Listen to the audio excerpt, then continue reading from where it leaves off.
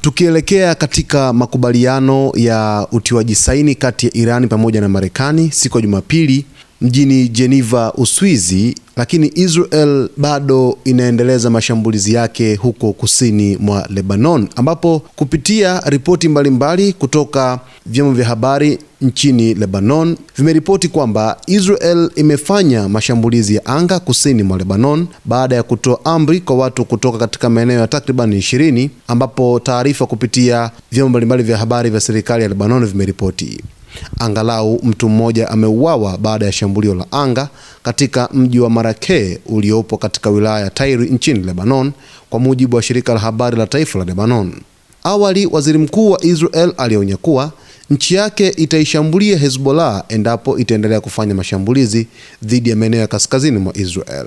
Mashambulizi hayo yamekuja wakati waziri mkuu wa Pakistan, Shehbaz Sharif, ambaye nchi yake inafanya juhudi za upatanishi kati ya Marekani na Iran, akiandika kwenye mtandao wa X kwamba tuko karibu zaidi na makubaliano ya amani kuliko wakati mwingine wowote.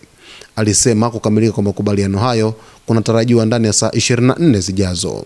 Waziri wa mambo ya nje wa Iran, Abbas Araghchi, alisema awali kwamba makubaliano ya kumaliza mapigano kati ya Iran na Marekani yako karibu kufikiwa.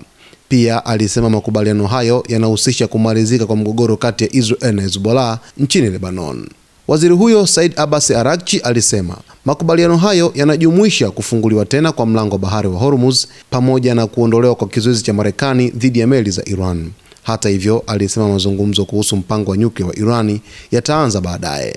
Maafisa wa Marekani wamethibitisha baadhi ya vipengele vya makubaliano hayo, wakisema manufaa ya kiuchumi kwa Irani yanategemea Tehran kutekeleza wajibu wake.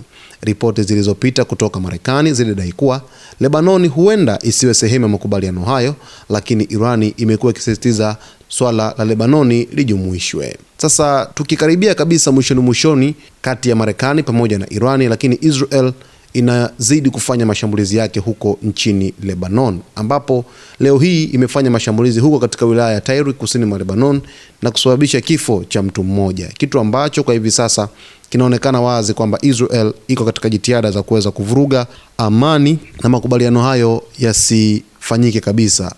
Lakini kuna tahadhari kubwa sana kwa Israel kutoka kwa rais wa Marekani Donald Trump. Amekusha mwambia waziri mkuu wa Israel Benjamin Netanyahu kwamba awe makini asije kavuruga makubaliano kati ya Irani pamoja na Marekani kwa hivi sasa. Hivyo macho yote yanaelekezwa zaidi huko nchini Israel kwamba isivunje utaratibu, lakini pia macho yote yanaelekezwa Geneva, Uswizi siku ya Jumapili.